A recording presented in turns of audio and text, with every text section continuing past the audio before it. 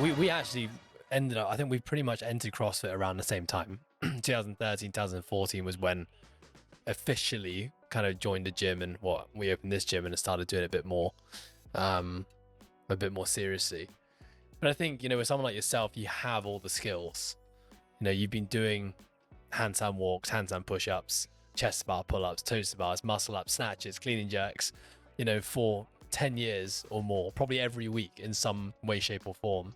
And of course, you've got all that athletic history that happened before all of that as well. So you've got that advantage, don't you, where, you don't lose the skills, nor do you have to necessarily put in as much time as someone learning those skills, who's a bit newer to it. And I guess it's just about kind of dusting off the cobwebs, but then also still having the desire to want to do hard stuff. I think that's what I have found, in the last couple of years, is that the desire to really make a workout hurt now compared to 5-6 years ago, that's probably the bit I struggle with more. And I think, for me, that's just because probably life priorities have changed. There's other things I want to pour energy and time into, but I also know that there is still a competitive athlete in me that wants to do the Open every year. And to be honest, I want to do more than the Open. And when that time comes around, I just find it very hard to hold myself back. Yeah, it's I think for most people,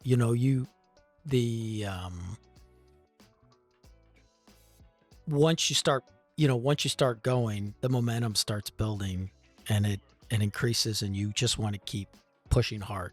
I actually have to put the brakes on because so that I don't, because my body is older, and I do have old wounds that, just I've got to pay attention to, or else they'll flare up and hold me back for several weeks. What are some of those old wounds, if you don't mind sharing? So just different torn muscles, and there's been some, a couple broken bones that, that just irritate a little bit, and you just and there's probably been over the years, there's been compensation, and so there's a minor misalignment in different places to compensate for a weak area. And if you drive too hard with that misalignment, A, you're just going to encourage it more, and B, something's else is gonna hurt.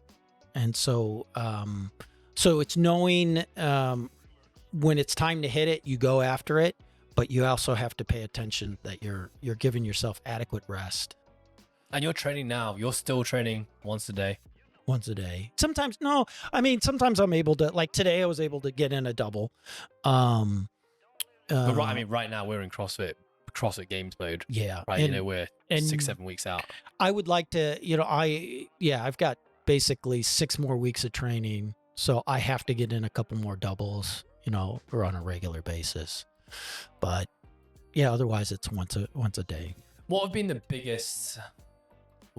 biggest changes that you have noticed with your physical body over the last 10 years? As you continue to age and still continue to do this methodology and training, what are some of the biggest notable changes that you've noticed?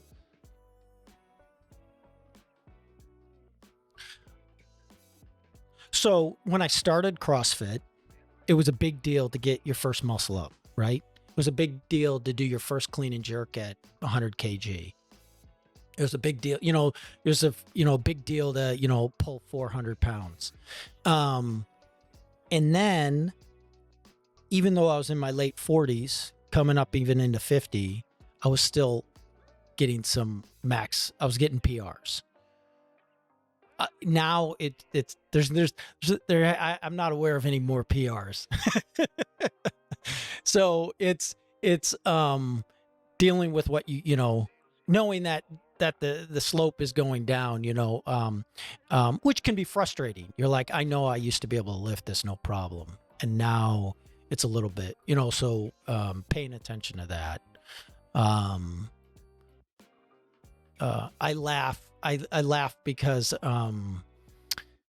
I remember even watching when going to the games in in 2019 watching the guys who are the 55 to 59 and seeing how much slower they were moving compared to us. I was like, man, I'm not going to do CrossFit anymore if I'm going to, you know, and that's what happens. You know, your body just is, especially like in something like box jumps or something like that. You just cannot, you don't have that explosive power as you used to. So, and I spend a lot more time now on my prep to that I'm prepping all my muscles correctly before I go out there. So yeah, I've noticed you're very diligent with your prep before a session. yeah, Very comprehensive with it. It always looks like you're going into that prep with a bit of a plan, or you've got your routines from what you've done for so long. What about life outside the gym? Like what has changed and things you do outside the gym that has enabled you to still achieve performance inside the gym or in competitions? Is there anything that's changed or things you've added to your toolbox that you feel has made a difference? I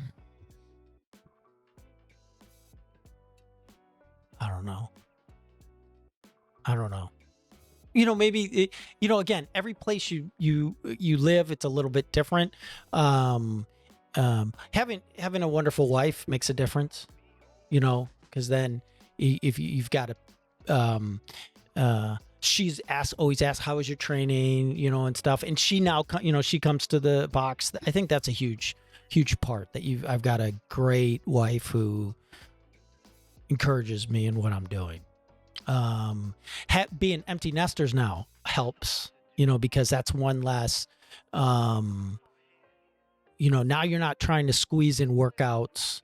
You know, I think of all the different times doing open workouts in another city because I was like with my son who's had a volleyball tournament in another city, and I'm knocking on a door of a CrossFit box going, hey, can I do the open workout? I got to get it in. You know, and having to ask them that. So, you know, we have a little bit more time as empty nesters. I think in Hong Kong, one of the things that's helped me is I walk a lot. So I'm easily getting in, you know, 10,000 steps a day, easily here. And so that's just, you know, you're just kind of getting that general movement all the time. You know, I do the best I can with my diet. I'm not a diet freak. And so, you know, you try to, you know, give the best fuel you can and you work from there. Hours of sleep? Most part it's good, but sometimes it's, you know. How many are we talking for you? What's you have a goal you try to hit? What's a typical night for Gregg is how many hours? If I can get 7, that's great. Yeah, that's great. I went for years getting less than 6 and thinking that I could be a good athlete with less than 6. And that was actually one of the big differences I made between 2015 and 16.